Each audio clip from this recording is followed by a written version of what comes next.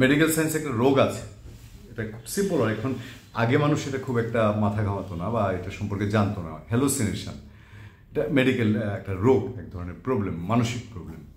এই প্রবলেমে ধরেন যা ঘটছে না সেইটাকে একজন মানুষ যদি হ্যালুসিনেশন পেশেন্ট হয় তাহলে সে এটাকে মনে করে যে এরকমই ঘটছে, আমার সামনে এবার ভূত আসছে, আমার সামনে এবার জিন আসছে, আমার সামনে এবার এই মানে সাংঘাতিক একজন পাওয়ারফুল কিছু আসছে। কেউ হেঁটে গেল না, কেউ কিছু বললো না, চুপ করে থাকলো, কিন্তু সে তার কথাটা এরকম নিজের মতো করে তার মনে শুনতে থাকে, রিয়েলি শুনতে থাকে। তো এখন বাংলাদেশের রাজনীতিতে অনেকেই আওয়ামী লীগ নাই, বাস্তবে কোথাও নাই। হ্যাঁ, ওই দূর দেশ ভিন দেশে পাশে থেকে শেখ হাসিনা ভিন ভিন দেশে ভার্চুয়ালি কথা বলেন, কিন্তু দেশে কেউ কেউ মনে হয় এরকম শুনে। এবং এই জন্যে আওয়ামী লীগকে ঠেকানোর জন্য প্রথমত একটা আওয়াজ উঠেছিল যে এটাকে নিষিদ্ধ করতে হবে। তো নিষিদ্ধ করাটা ধোপে টেকে নিয়ে মেইনলি ইন্টারন্যাশনাল কমিউনিটি কীভাবে নেবে এবং ইন্টারন্যাশনাল প্রেশারের কথাই অনেক জায়গায় বলা হয়। এরপর নানানভাবে নানান প্রশ্ন ওঠার পর আপনার 19 জানুয়ারি 2024 এসে প্রধান উপদেষ্টা, অন্তর্বর্তীকালীন সরকারের প্রধান উপদেষ্টা ডক্টর মোহাম্মদ ইউনূসের মিডিয়া উইং থেকে জানানো হলো, তার মুখপাত্র শফিকুল আলম তিনি জানালেন যে আওয়ামী লীগ নিষিদ্ধের কোনো চিন্তাভাবনা তাদের নেই, কোনো দলকে নিষিদ্ধের কোনো চিন্তাভাবনা তাদের নেই। এবং এটা রাজনৈতিক দলগুলো যদি মনে করে তাহলে একটা ব্যাপার, তবে এই মুহূর্তে তারা এরকম কিছু ভাবছেন না। কেন ভাবছেন না? তাদের যে মেইন উইং যদি বলি অথবা অনানুষ্ঠানিক উইং যদি বলি, যাদের কাঁধে হাত দিয়ে এই অন্তর্বর্তীকালীন সরকার ক্ষমতায় আছেন, বৈষম্যবিরোধী ছাত্র আন্দোলন তো প্রতি মুহূর্তে উঠতে বসতে ঘুমাইতে খাইতেই বলতেছে যে আওয়ামী লীগকে নিষিদ্ধ করতে হবে, এদেরকে নির্বাচনে দেওয়া যাবে না। নিষিদ্ধ করতে হবে উদ্দেশ্যটা হলো আগামী নির্বাচন যেন আওয়ামী লীগ করতে না পারে। আওয়ামী লীগের গুণগান গাচ্ছি না, বলবো সবটি কথা ধৈর্যের সাথে শোনার অনুরোধ জানাচ্ছি। আওয়ামী লীগ নিষিদ্ধ করার জন্য একটা স্পেশালি আইন বা স্পেশালি একটা পদক্ষেপ, সে জায়গায় কথা বলছি। দেখেন, বৈষম্যবিরোধী ছাত্র আন্দোলন আওয়ামী লীগকে ইলেকশন করতে দিবে না। কেন দিবে না এটা ভালো জানেন। ওই যে বললাম হ্যালুসিনেশন, আওয়ামী লীগ মাঠে আসলে পরে ওনারা থাকতে পারবেন না। ওনারাই বলছেন, বৈষম্যবিরোধী ছাত্র আন্দোলনের আহ্বায়ক হাসনাত আবদুল্লাহ বলছেন, হয় আওয়ামী লীগ থাকবে নাহলে আমরা থাকবো। আওয়ামী লীগ আসলে তাহলে তারা থাকতে পারবে না। এই প্রেক্ষাপটে আওয়ামী লীগকে তারা নিষিদ্ধ করতে, ঠিক আছে, ফিল্ডে তাদের শত্রু ফিল্ডের বক্তব্য দিচ্ছে। সরকারের থেকে যখন একটা সময়ে এই বৈষম্যবিরোধী ছাত্র আন্দোলনের টিউনিং বুঝেই সরকারকে সিদ্ধান্ত নিতে হচ্ছিল, যেমন জুলাই ঘোষণাপত্র, সরকারের ইচ্ছা থাকুক না থাকুক, নিজস্ব সুযোগ থাকুক না থাকুক, ওই পথে হাঁটতে হচ্ছে। এখন কি তাহলে আওয়ামী লীগ নিষিদ্ধের জন্য নানা রকম কলা কৌশল করতে হচ্ছে? আইনটি আসছে নির্বাচন ব্যবস্থা সংস্কার সংক্রান্ত যে কমিশন আছে সেই কমিশনের দিক থেকে।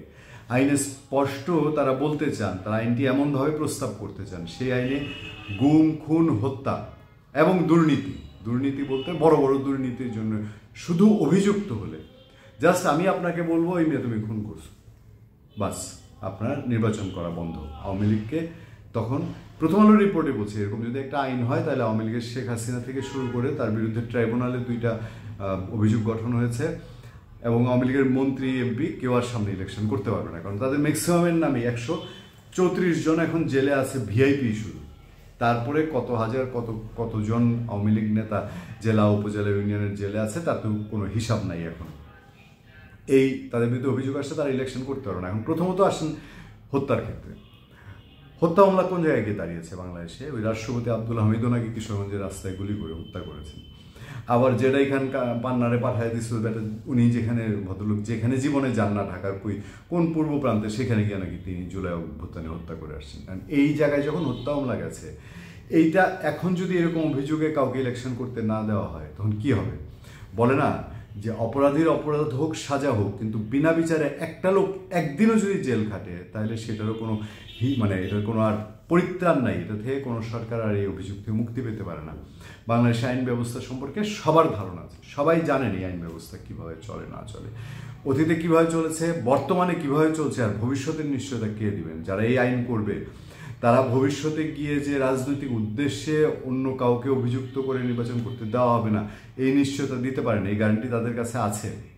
গেল হত্যার কথা। এবার দুর্নীতি, বড় দুর্নীতি, আপনি কি মাপবেন যে এত হাজার কোটি টাকা নিলে সেটার জন্য নির্বাচন করা যাবে না, আর 100 টাকা চুরি করলে সেটা তাইলে নির্বাচন করতে পারবে?